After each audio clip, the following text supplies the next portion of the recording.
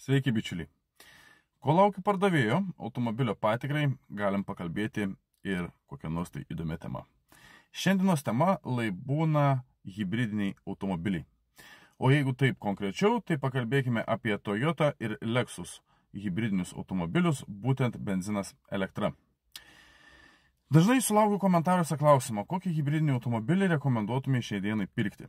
Tai bičiuliai, ką galiu pasakyti, kad Toyota ir Lexus, vėlgi galim sakyti, tai yra vienas ir tas pats gamintojas, nes Lexus automobiliai tai yra prabangesni Toyotos, kaip sakant, prabangios Toyotos. Visi puikiai žinote, kad hibridiniai realiai automobiliai prasidėjo, sakykime, nuo Toyotų, kai pasirodė pirmieji Priusai, pirmieji Aurisai hibridiniai. Tai buvo tie automobiliai, kurie iš tikrųjų buvo maža litražiai, pavadinkim, bet benzinas elektra ir jie važiuodavo, bičiuliai. Jie važiuodavo ir po šiai dienai dar važiuoja kai kurie, jeigu kėbulai nesupuvo ir viskas ten yra normaliai. Mano nuomonė, jeigu renkatės pirkti hibridinį automobilį, tai Toyota arba Lexusas būtų idealiausias sprendimas. Nes mano nuomonė tai yra geriausiai išdirbtos hibridinės sistemos. Jos nėra taip, kad būtų linkusios stipriai gesti, taip, tenais būna celės sugenda ir panašiai, bet tai čia yra normalu, todėl kad automobilį naudojat ir jos taip pat nėra, kaip pasakyti, negendančios.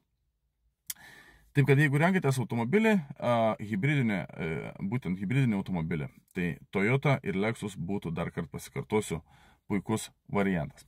Ir tai nėra svarbu, ar tai žiūrėsitės Priusą kaip pavyzdys, ar tą patį Auris, ar žiūrėsite ten kokį CHR ar RAV4, nesvarbu.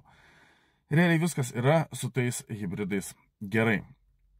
Daugiau, sakyčiau, tokie patys niuansai būtų, tai su tais automobiliais tokie, kad garso izoliacija prasta.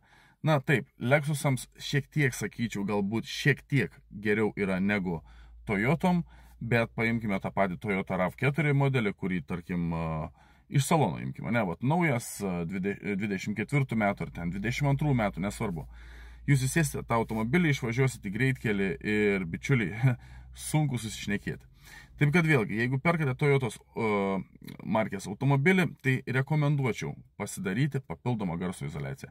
Pamatysite, ant kiek pasikeis gyvenimas, ant kiek nustos skaudėti galva ir tada važiuosite pigiai, ekonomiškai ir patvariai.